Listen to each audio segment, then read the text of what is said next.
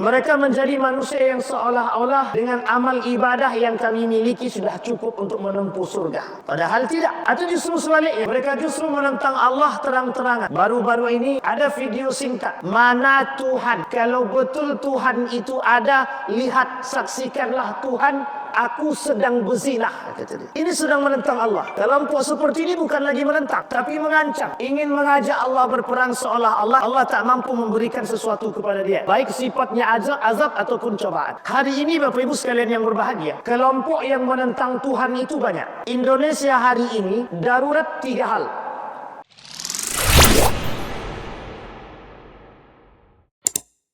Baik Bapak Ibu sekalian yang berbahagia, di zuhur ini kita akan coba mengkaji satu buku, judulnya Nawaqidul Islam, yang membatalkan keislaman. Ada 10 poin yang membatalkan keislaman. Buku ini kita ambil dari pengarangnya Syekh Muhammad bin Abdul Wahab Sulaiman At-Tamimi. Kita ambil inti poinnya dan pentingnya tauhid atau nilai daripada yang tersebut dalam kitab tersebut. Baik Bapak Ibu sekalian yang berbahagia, di dalam kitab ini Syekh Sulaiman, lebih tepatnya Abdul Wahab, menuliskan 10 pembatal keislaman. Yang 10 pembatal keislaman ini banyak kita temukan di kalangan umat muslim hari ini dan meremehkan hal tersebut. Imam Al-Ghazali di dalam kitabnya Asnaful Maghrurin, dalam poin yang pertama beliau menuliskan tentang ghururul kafir. Dalam pasal yang kedua Imam Al-Ghazali menuliskan fi man yusyarikun al-kuffar. Tapi dalam pasal yang ketiga ada orang-orang yang disebut dengan fi man yattakiluna afwallah wa yuhmilul amal, atau wa yuhmiluna al-amal. Kata Imam Al-Ghazali dalam pasal yang kedua dalam kitab Asnaful Maghrurin itu, ada orang-orang yang meremehkan ibadah. Ada orang-orang yang memanfaatkan, yang dimanfaatkan oleh mereka adalah ampunan Allah. Mereka kata begini, Allah itu maha pengampun dan pengasih, Ghafurur Rahim. Sehingga kata mereka, tidak masalah kalau hari ini kami buat dosa, yang penting kan tobatnya. Yang penting kan tobatnya. Kalaupun kami buat dosa sekarang, besok kami bisa tobat. Ini namanya ihmalul amal, meremehkan amal. Sehingga bagi mereka ketika meninggalkan perbuatan-perbuatan tersebut, mereka anggap hal biasa. Ketika melakukan maksiat, mereka anggap biasa, seolah-olah mereka masih punya hidup yang akan datang. Kata Syekh Sulaiman atau Syekh Abdul Wahab dalam kitab ini, ada 10 golongan atau 10 kriteria pembatal-pembatal keislaman itu, termasuk salah satunya adalah al-i'radu an dinillah. Orang yang meremehkan amal soleh, orang yang meremehkan Allah, itu masuk dalam kategori al-i'radu an dinillah, berpaling dari nilai-nilai agama, berpaling dari Allah. Kata Allah dalam Al-Quran, wa man azlamu mimman dzukira bi ayati rabbih thumma a'rada anha inna minal mujrimina muntaqimun. Kenapa poin ini kita angkat? Ada alasan, ada. Saking banyaknya hari ini manusia meremehkan Allah dan menjauhkan sikap dari Allah. Mereka menjadi manusia yang seolah-olah dengan amal ibadah yang kami miliki sudah cukup untuk menempuh surga. Padahal tidak. Atau justru sebaliknya, mereka justru menentang Allah terang-terangan. Baru-baru ini ada video singkat. Mana Tuhan? Kalau betul Tuhan itu ada, lihat, saksikanlah Tuhan, aku sedang berzinah, kata dia. Ini sedang menentang Allah. Kelompok seperti ini bukan lagi menentang, tapi mengancam.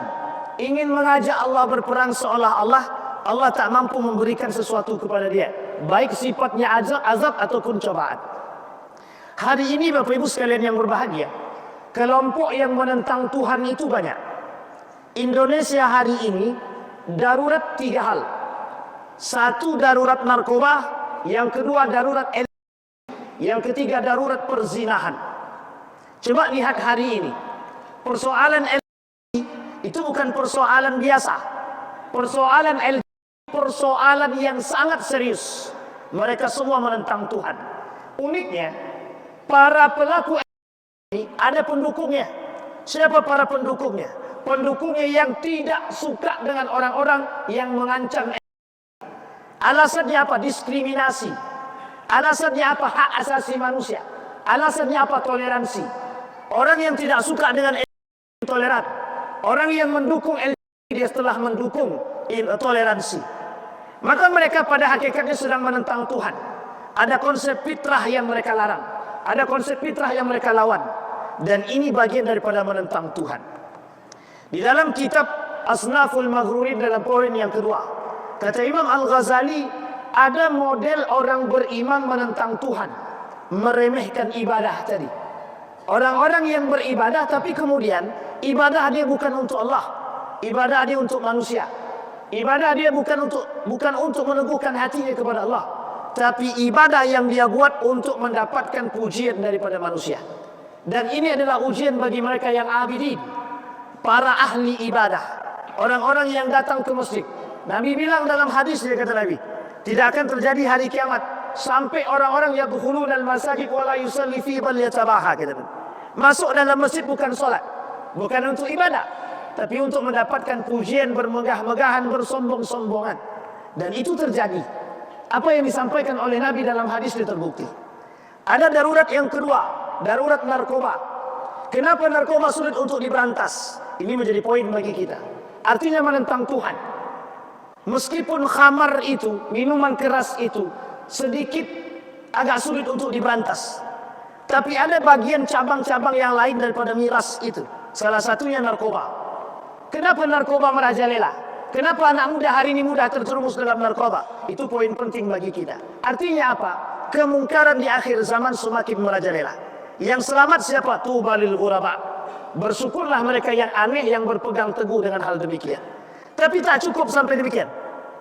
Sudah mau habis waktunya, sedikit lagi. Tapi tak cukup demikian, Bapak Ibu sekalian yang berbahagia. Jangan dibiarkan kemungkaran itu. Di depan mata jangan dibiarkan. Narkoba di depan mata jangan dibiarkan. Minuman khamar jualan terbuka jangan dibiarkan. Harus kita lawan. Karena itu kemungkaran. Mereka menentang Tuhan. Mereka yang menentang Tuhan, kita yang ikut dapat azabnya. Kita ambil contoh. Persoalan perzinahan. Itu disampaikan Nabi dalam hadisnya. Kelak di akhir zaman, kata Nabi, perzinahan itu biasa. Orang pegangan tangan, ciuman, pelukan dan lain sebagainya, itu berzina dari satu rumah ke rumah yang lain, itu biasa, kata Nabi. Karena kelak di akhir zaman begitu keadaannya. Tapi ingat, orang yang berzina, kalau kita tidak mengambil tindakan kepada pelaku zina, orang yang di kampung itu bisa dapat azab satu kampung. Coba bayangkan. Artinya apa? Itu keterkaitan pada kita. Keterkaitan kepada kita semua. Kalau kita tidak mau berproses atau melawan daripada kemungkaran tersebut, maka kita bagian daripada orang yang mengaminkan perbuatan kemungkaran. Maka kata Syekh Sulaiman, Syekh Abdul Wahab, satu yang bisa membatalkan, salah satu di antara 10 yang bisa membatalkan keislaman seseorang, berpaling dari agama Allah. Mereka tidak murtad, tapi kufur. Habitats amaluhum, hadis. Ibadah mereka tidak ada guna. Kita ambil contoh. Bapak Ibu semua puasa. Ketika berpuasa tidak sholat. Perbedaan kita dengan orang kafir cuma satu, sholat. Jadi tidak ada gunanya kita puasa, tidak ada gunanya kita zakat, tidak ada gunanya kita melakukan sedekah kalau kita tidak sholat. Karena sholat itu satu-satunya, Pak. Ibadah puasa, zakat, sedekah itu ibadah yang berbeda. Tapi sholat terikat dengan semua ibadah. Apapun ibadah yang kita lakukan, kalau tak sholat tidak ada gunanya.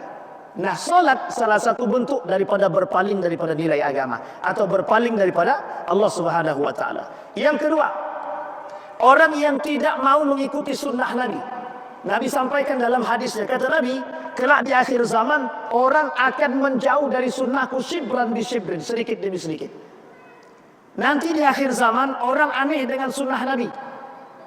Anehnya bagaimana? Tidak mau mengikuti sunnah Nabi. Orang pakai sunnah Nabi, dia bilang, oh ini sok sunnah ini sok suci, sok bersih, sok baik dan lain sebagainya. Tapi kalau ada pelaku kemungkaran, kemaksiatan, biasa saja, itu haknya mereka. Kita tak berani menentang. Tapi kalau ada orang yang mohon maaf bercadar dia, kemudian kita katakan, oh ini teroris, oh ini pelaku celana cingkrang sok sunnah, oh ini masuk dalam masjid sok sunnah dan lain sebagainya. Kita mengingkari sunnah.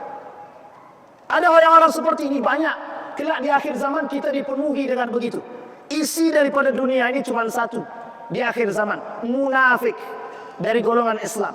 Yang dari bukan orang Islam namanya kafir. Maka kata Nabi cuma dua yang mengisi bumi kelak di akhir zaman. Satu orang kafir, yang kedua orang munafik. Siapa dari orang munafik tersebut? Salah satunya ingkarus sunnah. Apa kata mereka? Kami tak beriman kepada Muhammad, kami beriman kepada Allah. Kami tak beriman kepada Muhammad. Sehingga perkataan Muhammad itu bisa saja bohong, bisa saja dusta. Artinya apa? Mereka tidak suka dengan Muhammad. Dan itu muncul di tengah umat muslim hari ini. Semakin akhir zaman, semakin akan banyak orang-orang seperti ini yang muncul. Mereka yang menolak fitrah, mereka yang menolak syariat. Apa kata Nabi dalam riwayat yang lain? Kata Nabi, kelak syariatnya Allah itu akan Allah cabut dari mereka. Yang tersisa kebingungan dan kebodohan di antara umat muslim hari ini. Bapak Ibu sekalian yang berbahagia, apa yang harus kita lakukan? Yang harus kita lakukan teguh pendirian. Yang harus kita lakukan, kata Nabi, menjadi manusia yang ketika itu berpegang pada tali agama. Nabi dah sampaikan kepada Ibnu Abbas, ya gulab, ihfazillah yahfazka. Anak muda, jaga olehmu nilai agama, niscaya Allah akan jagamu. Pertanyaannya adalah, seberapa kuat kita berpegang teguh dengan agama, seberapa kuat mereka yang akan merusak kita daripada pegangan agama. Maka hanya orang yang beriman, kata Imam Al-Ghazali, orang yang selamat di akhir zaman itu hanyalah orang yang berpegang teguh dengan tauhidnya. Kalau dia tak berpegang teguh dengan tauhid, dia bergeser nilai semua. Dia bergeser, dia ikut. Hari ini boleh lihat berapa banyak para pelaku kemungkaran, kita bergeser kepada mereka. Kita mengikuti mereka. Ketika kita mengikuti mereka, kita berkata kami ingin merubah dia. Cuma ada dua kemungkinan. Kalau dia tidak berubah, kita yang akan berubah. Kalau kita tidak berubah, maka dia yang akan berubah. Itu kuat-kuatan.